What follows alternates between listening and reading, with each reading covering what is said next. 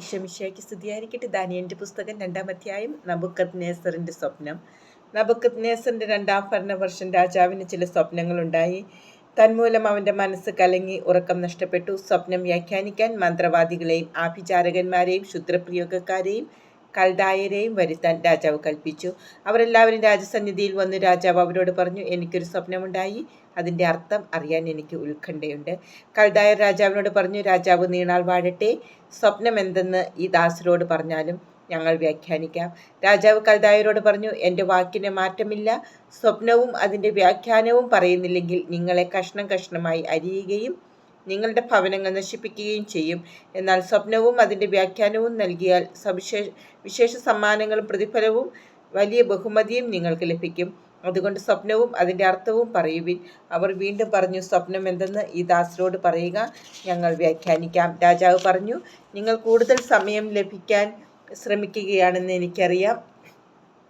എൻ്റെ വാക്കിന് ഇളക്കമില്ലെന്ന് നിങ്ങൾക്കറിയാം. സ്വപ്നം എന്തെന്ന് പറയുന്നില്ലെങ്കിൽ നിങ്ങളുടെ വിധി ഒന്ന് മാത്രമാണെന്ന് നിങ്ങൾക്കറിയാം. അതിനാൽ ഈ സ്ഥിതിക്ക് മാറ്റം വരുന്നതുവരെ എൻ്റെ മുമ്പിൽ വ്യാജവും ദുഷിച്ച വാക്കുകളും പറയാൻ നിങ്ങൾ ഒത്തുചേർന്നിരിക്കുകയാണ്. സ്വപ്നം എന്തെന്ന് പറയുക, അപ്പോൾ അത് വ്യാഖ്യാനിക്കാൻ നിങ്ങൾക്ക് കഴിയുമോ എന്ന് എനിക്കറിയാം. കൽദായർ രാജാവിനോട് പറഞ്ഞു, രാജഹിതം നിറവേറ്റാൻ കഴിയുന്ന ഒരുവനും ഭൂമുഖത്തില്ല. ശ്രേഷ്ഠനും ശക്തനുമായ ഒരു രാജാവും ഇത്തരം ഒരു കാര്യം ഒരു മാന്ത്രികനോടോ ആഭിചാരകനോടോ കൽദായനോടോ ആവശ്യപ്പെട്ടിട്ടില്ല. രാജാവ് ആവശ്യപ്പെടുന്ന കാര്യം ദുഷ്കരമാണ്.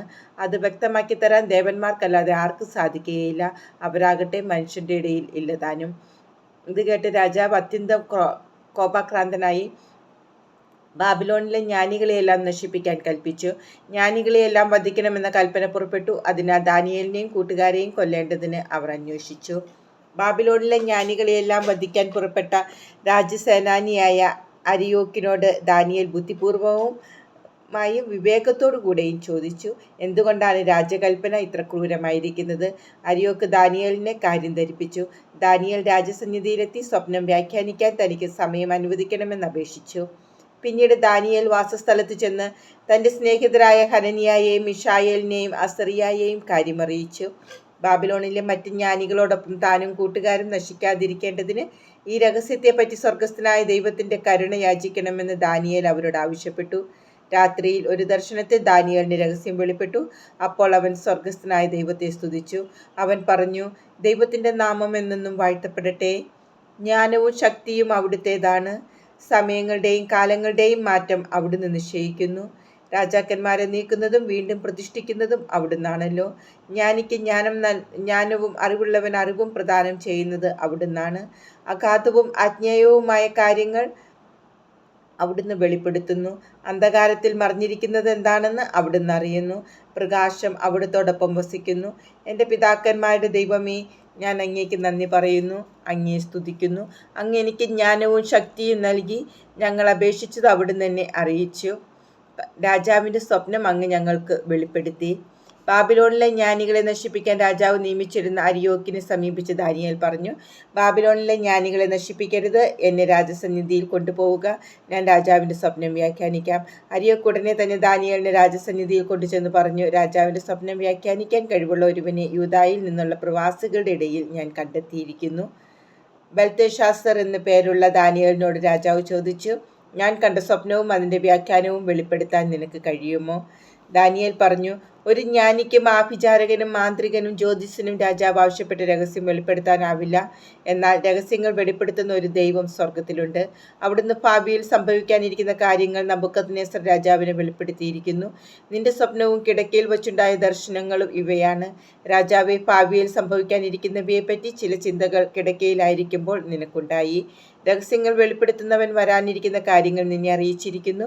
ഈ രഹസ്യം എനിക്ക് വെളിപ്പെടുത്തിയത് ജീവിച്ചിരിക്കുന്ന മറ്റാരെയേക്കാൾ കൂടുതലായ ജ്ഞാനം എനിക്കുള്ളത് കൊണ്ടല്ല.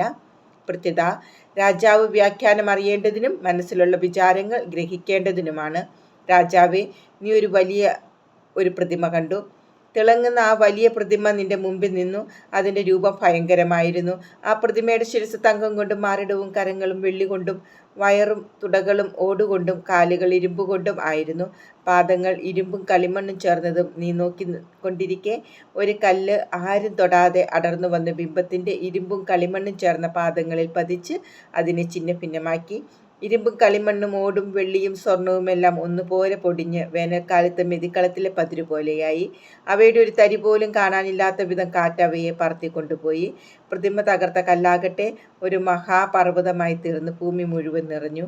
ഇതായിരുന്നു സ്വപ്നം. ഞങ്ങൾ ഇതിൻ്റെ വ്യാഖ്യാനവും നിന്നോട് പറയാം. രാജാവേ, രാജാതിരാജനായ നിനക്ക് സ്വർഗസ്ഥനായ ദൈവം അധികാരവും ശക്തിയും മഹത്വവും നൽകി. എല്ലായിടത്തുമുള്ള മനുഷ്യമക്കളെയും വന്യമൃഗങ്ങളെയും ആകാശപ്പറവുകളെയും അടക്കി ഭരിക്കാൻ ദൈവം നിന്നെ ഏൽപ്പിച്ചു. സ്വർണം കൊണ്ടുള്ള തല നീ തന്നെ. നിനക്ക് ശേഷം നിൻ്റേതിനേക്കാൾ പ്രതാപം കുറഞ്ഞൊരു സാമ്രാജ്യമുണ്ടാകും. മൂന്നാമതാകട്ടെ ഭൂമി മുഴുവൻ അടക്കി ഭരിക്കുന്ന ഓടുകൊണ്ടുള്ള സാമ്രാജ്യവും. നാലാമത് ഇരുമ്പ് പോലെ ശക്തിയുള്ള രാജ്യമാണ്. ഇരുമ്പ് എല്ലാ വസ്തുക്കളെയും തകർത്ത് തരിപ്പണമാക്കുന്നു. ഞെരിച്ച് തകർക്കുന്ന ഇരുമ്പ് പോലെ അത് എല്ലാറ്റിനെയും തകർത്ത് ഞെരിക്കും. നീ കണ്ട പാദങ്ങളും വിരലുകളും ഭാഗികമായി കുശവൻ്റെ കളിമണ്ണും ഭാഗികമായി ഇരുമ്പും കൊണ്ടായിരുന്നതുപോലെ അതൊരു വിഭക്ത രാജ്യമായിരിക്കും. എന്നാൽ ഉടഞ്ഞു പോകുന്ന കളിമണ്ണിനോട് ഇരുമ്പ് ചേർക്കപ്പെട്ടിരുന്നതായി നീ ദർശിച്ചതുപോലെ ഇരുമ്പിൻ്റെ ഉറപ്പ് അതിനും ഭാഗികമായി ഉണ്ടായിരിക്കും. വിരലുകൾ ഭാഗികമായി ഇരുമ്പും കളിമണ്ണും ആയിരുന്നതുപോലെ രാജ്യവും ഭാഗികമായി ശക്തവും ഭാഗികമായി ദുർബലവുമായിരിക്കും. ഉറപ്പില്ലാത്ത കളിമണ്ണിനോട് ഇരുമ്പ് ചേർക്കപ്പെട്ടതായി നീ കണ്ടതുപോലെ അവർ വിവാഹത്തിൽ പരസ്പരം ഇടകലരും. പക്ഷേ ഇരുമ്പ് കളിമണ്ണുമായി കലരാത്തതുപോലെ അവരും തമ്മിൽ ചേരുകയില്ല. ആ രാജാക്കന്മാരുടെ നാളുകളിൽ ഒരിക്കലും നശിപ്പിക്കപ്പെടാത്തതും പരമാധികാരം മറ്റൊരു ജനതയ്ക്കും വിട്ടുകൊടുക്കാത്തതുമായ ഒരു രാജ്യം സ്വർഗസ്ഥനായ ദൈവം പടുത്തുയർത്തും. മേൽപ്പറഞ്ഞ രാജ്യങ്ങളെല്ലാം തകർത്തില്ലാതാക്കി അത് എന്നേക്കും നിലനിൽക്കും. മലമുകളിൽ നിന്ന് ആരും തൊടാതെ കല്ല് അടർന്നു വരുന്നതും ഇരുമ്പും ഓടും കളിമണ്ണും വെള്ളിയും സ്വർണവും ഇടിച്ച് പൊടിയാക്കുന്നതും നീ ദർശിച്ചതുപോലെ ഉന്നതനായ ദൈവമാണ് ഭാവി കാര്യങ്ങൾ നിനക്ക് വെളിപ്പെടുത്തി ഇരിക്കുന്നത്. സ്വപ്നം തീർച്ചയായും ഇത് തന്നെ, വ്യാഖ്യാനത്തിനും മാറ്റമില്ല. അപ്പോൾ നബൂഖദ്നേസർ രാജാവ് സാഷ്ടാംഗം വീണ് ദാനിയേലിനെ വന്ദിച്ചു. കാഴ്ചയും ധൂപവും അവനു വേണ്ടി അർപ്പിക്കാൻ കൽപ്പിക്കുകയും ചെയ്തു. രാജാവ് ദാനിയേലിനോട് പറഞ്ഞു, നിന്റെ ദൈവം സത്യമായും ദേവന്മാരുടെ ദൈവവും രാജാക്കന്മാരുടെ കർത്താവും രഹസ്യങ്ങൾ വെളിപ്പെടുത്തുന്നവനുമാണ്. എന്തെന്നാൽ ഈ രഹസ്യം വെളിപ്പെടുത്താൻ നിനക്ക് കഴിഞ്ഞിരിക്കുന്നു. രാജാവ് ഉന്നത ബഹുമതികളും വിലപ്പെട്ട സമ്മാനങ്ങളും ദാനിയേലിന് കൊടുത്തു. അവനെ ബാബിലോൺ പ്രവിശ്യയുടെ ഭരണകർത്താവും ബാബിലോണിലെ എല്ലാ ജ്ഞാനികളുടെയും തലവനും ആയി നിയമിക്കുകയും ചെയ്തു. ശദ്രാക്, മെഷാക്, അബ്ദ്നെഗോ എന്നിവരെ ദാനിയേലിൻ്റെ അപേക്ഷയനുസരിച്ച് അവൻ ബാബിലോൺ പ്രവിശ്യയുടെ ചുമതല ഏൽപ്പിച്ചു. ദാനിയേൽ രാജകൊട്ടാരത്തിൽ വസിച്ചു.